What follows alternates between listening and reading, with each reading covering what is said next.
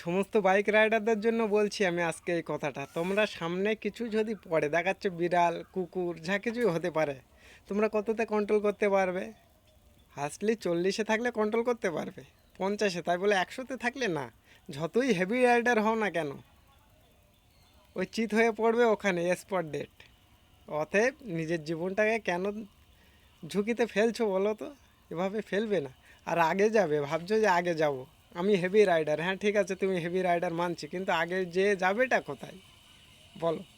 হয় চায়ের দোকানে, নয় বন্ধুদের সঙ্গে আড্ডা দেবে, না হলে বাজার করতে যাচ্ছ, কোনো একটা কারণবশত যাচ্ছ, তাই তো? তুমি স্পিডে গেলে কী ভাবছো সময়টাকে আটকাতে পারবে? পারবে না, সময় আটকানো যায় না। অতএব যা কিছু করবে ধীরে সুস্থে করবে, কোনো চাপ নেই। নিজে সুরক্ষিত থাকো, সবাইকে সুরক্ষিত রাখো, এবং নিজের পরিবারকে নিয়ে ভাবো, ঠিক আছে? আর এইভাবে যদি গাড়ি চালাও, রাইড করো, তাহলে দুর্ঘটনার সম্মুখীন হতে হবে না টোটালি। ভাবনা চিন্তা করে চলবে যে আমার উদ্দেশ্যটা কী। কোনো উদ্দেশ্য নেই, ও আগে যাচ্ছে আমি আগে যাব, না, যাক না, যে পারে সে যাক, তোমার কী তাতে? তো এইভাবেই রাইড করবে। ভালো থেকো, সুস্থ থেকো সবাই।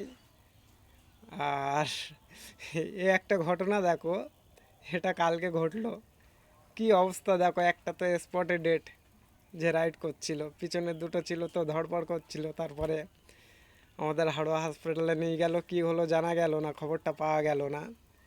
তো এরকম অবস্থা আজকাল।